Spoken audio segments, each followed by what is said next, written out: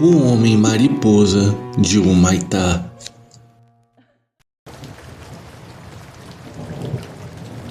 O meu nome é Raimundo Nonato de Almeida. Eu tenho 54 anos de idade.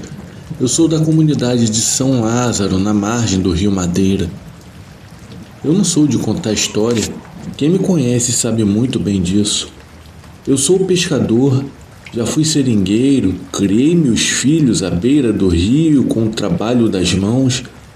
Eu não tenho tempo para lorota e nem paciência para quem acredita em coisa que não existe. Mas existe uma diferença entre não acreditar e não ter visto. Pois bem, tudo começou no ano de 2009. A primeira galinha apareceu morta numa manhã comum. Eu até pensei que fosse alguma cobra, sei lá, algum bicho. Eu a enterrei e deixei para lá. A segunda galinha apareceu 2 dias depois. Depois mais 3 no fim de semana. Todas com o mesmo detalhe, sem uma gota de sangue no chão. Uma ferida funda no peito, como se alguém tivesse enfiado o polegar com força e girado bem devagar.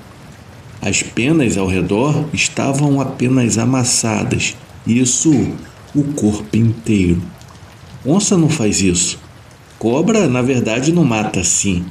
Raposa, muito menos, pois ela estraçalha e leva pedaço. O que fez aquilo não levava a nada, só deixava. O mais velho da comunidade, o seu Adelmo, apenas me disse uma frase quando eu contei. Não deixe a criança do lado de fora depois das 6. Eu perguntei o porquê. Ele não respondeu. Os outros idosos que ouviram ficaram quietos de um jeito que me incomodou mais do que qualquer explicação, pois não era silêncio de ignorância. Era silêncio de quem reconhece.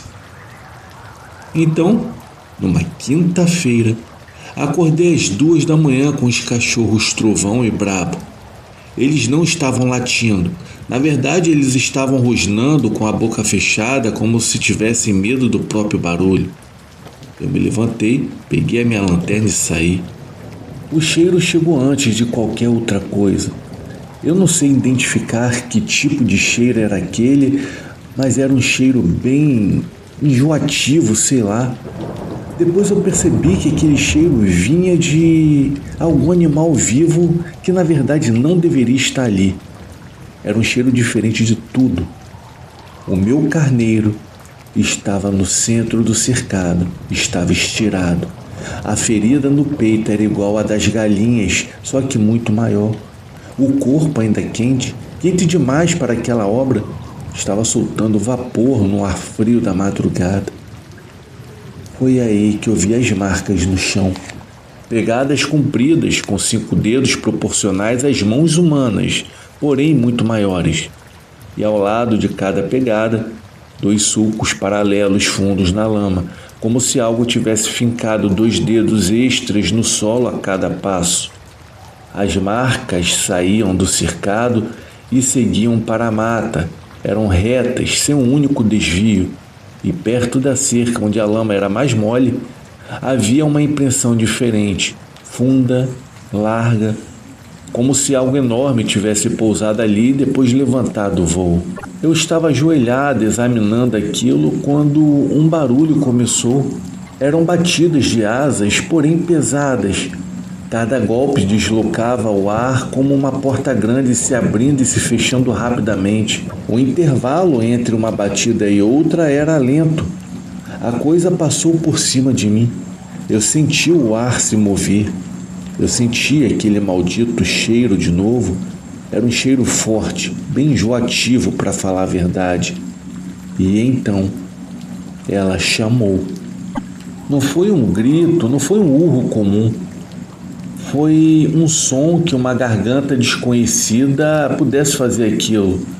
Eu tenho 50 anos ouvindo bicho na mata. Eu reconheço praticamente todos os sons. Mas havia algo errado naquela garganta.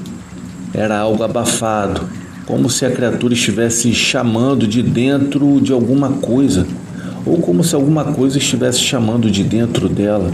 Essa é a verdade. O meu cachorro Trovão mijou ao meu lado. Eu nunca vi ele daquele jeito. Ele estava com medo e era nítido. Eu apaguei a minha lanterna na mesma hora, pois na minha cabeça permanecer com ela acesa seria a mesma coisa que dizer: "Oi, eu estou aqui". A escuridão era a minha única proteção. A sombra passou por mim de novo, porém mais distante. O barulho foi diminuindo até sumir definitivamente. Eu fiquei parado sem saber por quanto tempo. Já os 2 cachorros estavam colados nas minhas pernas. Eles estavam tremendo.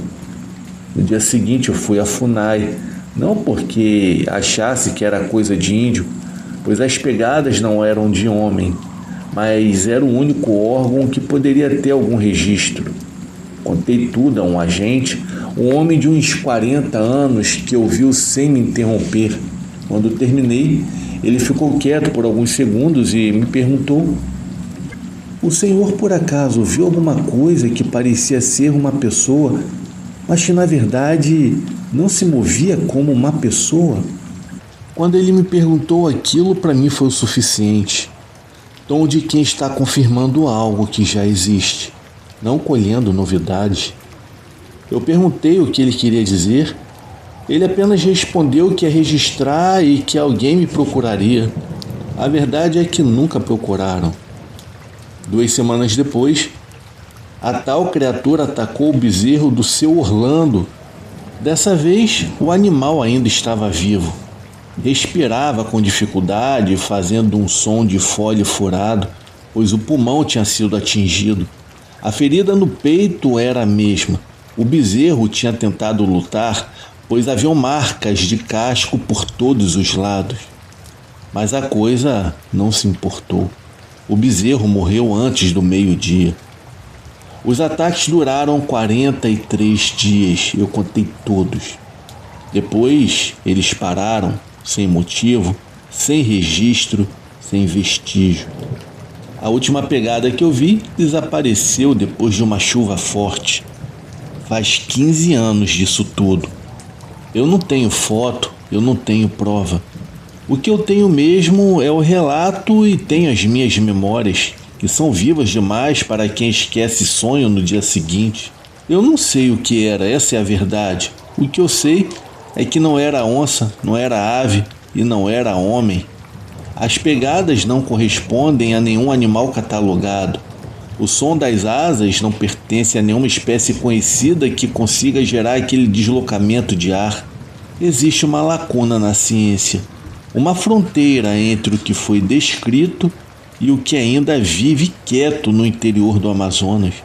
Eu não me sinto mais confortável com essa lacuna do que antes, muito pelo contrário, porque antes da madrugada de junho de 2009, a lacuna era completamente abstrata e agora ela tem cheiro. Boa noite a todos do canal. Eu desejo que Deus abençoe cada um de vocês.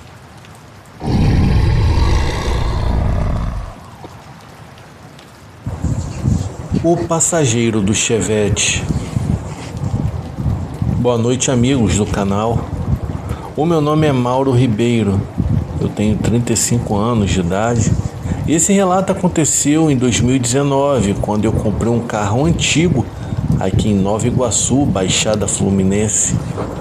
Eu sempre fui apaixonado por carros velhos de verdade, desses que pedem atenção, que tem cheiro, que tem peso. Fazia tempo que eu estava atrás de um Chevette e um colega de serviço me indicou um que estava sendo vendido no bairro perto do centro.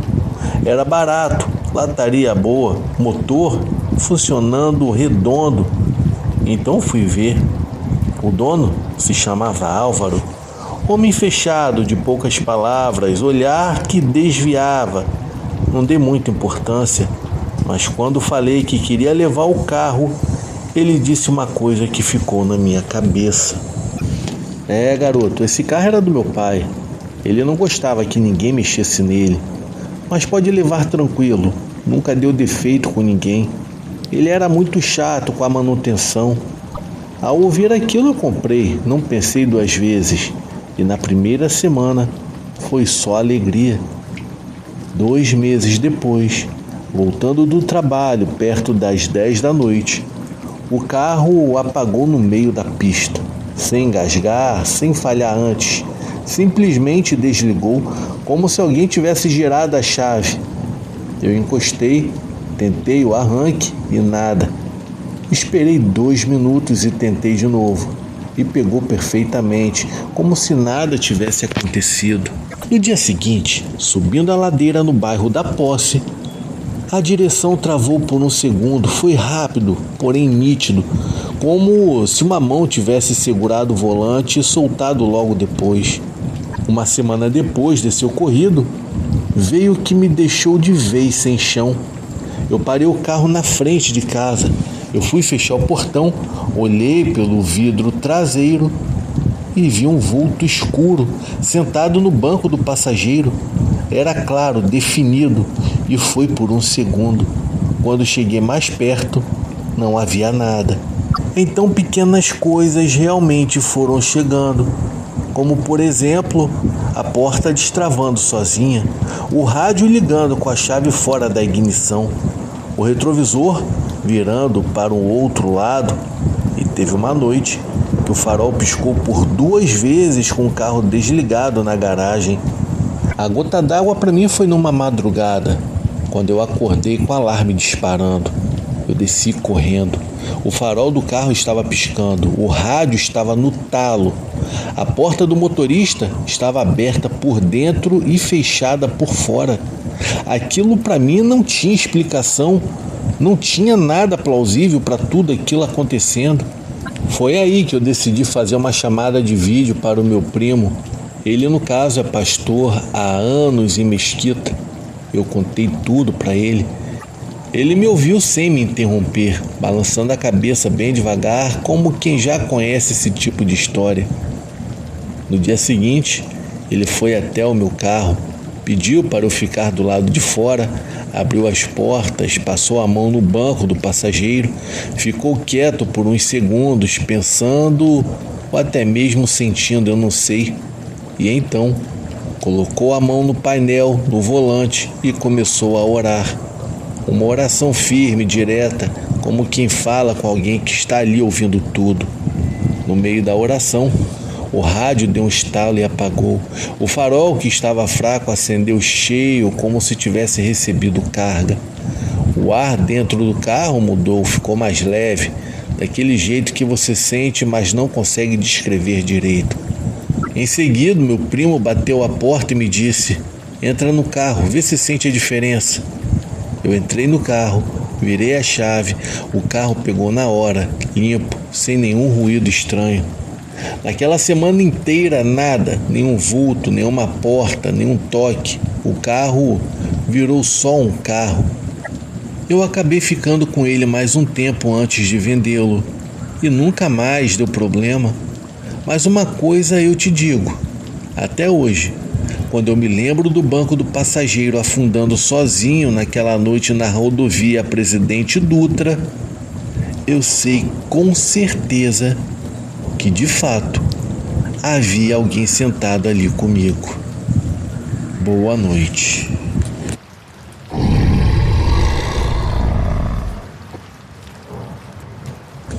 O que veio debaixo do rio? Boa noite a todos do canal. O meu nome é Leandro, eu tenho 36 anos de idade, mas quando isso aconteceu eu tinha 22 anos e ajudava o meu tio no trabalho no rio Tocantins, lá na região de Marabá, no Pará. Eu trabalhava levando farinha, gelo, voltando carregado de peixe. A gente conhecia aquele rio de ponta a ponta, vivíamos mais dentro d'água do que em terra firme. E naquele dia, estávamos voltando na boca da noite. O rio estava quieto, daquele silêncio que parece bonito, mas que quem é do rio sabe que pode esconder coisa. O meu primo estava na proa, desenrolando uma das cordas, e até aí tudo estava tranquilo. Foi então que escutei um som vindo de dentro d'água. Não era peixe pulando, não era tronco passando, era um deslocamento, algo grande se movimentando por debaixo, empurrando a água contra o casco do barco como se uma coisa enorme estivesse passando rente à quilha. Eu olhei para o meu primo, ele fez a mesma cara que eu. Tu ouviu isso, né? E antes que eu respondesse, a água do lado direito levantou levemente, uma elevação suave, como se algo estivesse subindo e desistido na última hora. Não tinha outra embarcação por perto, estava sem onda, sem corrente forte. Eu até desliguei o motor para ter certeza e a água ficou parada. Então aquele barulho voltou, agora mais perto, vindo junto com a gente. O meu primo se abaixou e olhou para o rio. Ô Leandro, tem alguma coisa vindo do nosso lado. Eu me abaixei também. Dava para ver o rastro na superfície, como se algo riscasse a água por baixo devagar e com intenção. O rastro foi chegando até o casco e parou. A água começou a borbulhar. O meu primo puxou a perna de dentro do barco de uma vez e eu fiquei travado olhando. E então subiu. Primeiro veio o contorno arredondado. Parecia uma cabeça, mas não era cabeça de peixe. O formato era humano. Tinha cabelo comprido, escuro e a pele tinha um brilho esverdeado. Era estranho, que refletia o pouco de luz que ainda havia no céu. Não dava para ver o rosto inteiro, só uma parte, mas os olhos estavam abertos e eles olhavam para a gente. O jeito que aquela coisa se moveu não era jeito de gente. Antes que fizéssemos qualquer coisa, aquela coisa mergulhou, sem barulho, sem respingo. O rastro sumiu como se nunca tivesse existido. Na mesma hora ligamos o motor e saímos dali olhando para trás o tempo todo. Até hoje, quando o tal assunto vem à tona, tanto meu primo quanto eu nos olhamos sem precisar falar nada. Se aquilo não era a tal da Yara, eu não sei o que era. E sinceramente, eu prefiro não saber.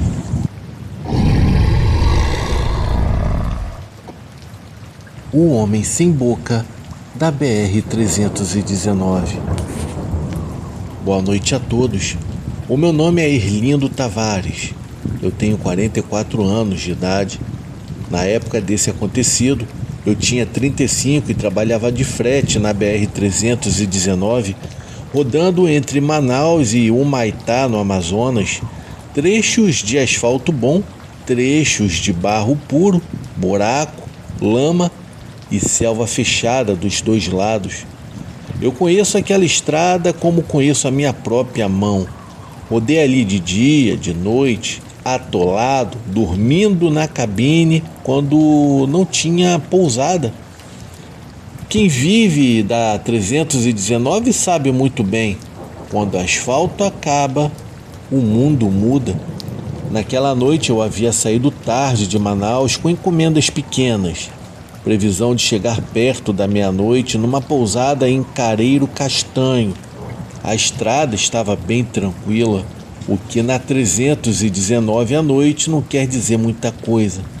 Lá pelas 21 e pouca da noite, no trecho mais reto antes da curva grande, eu vi uma figura no acostamento.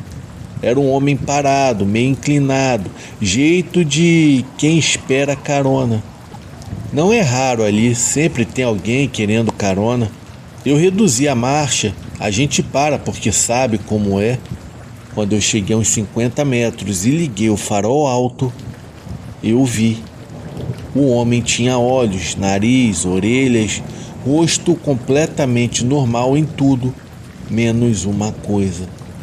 Onde deveria estar a boca, havia pele lisa, sem abertura, sem nada, como se nunca tivesse existido. Naquele cenário eu não precisei pensar. Eu acertei o câmbio e passei direto olhando de lado enquanto o caminhão cruzava por ele. Eu segui sem parar até a pousada. No dia seguinte, eu acabei encontrando 2 caminhoneiros veteranos da estrada. Eu contei para eles o que eu havia visto.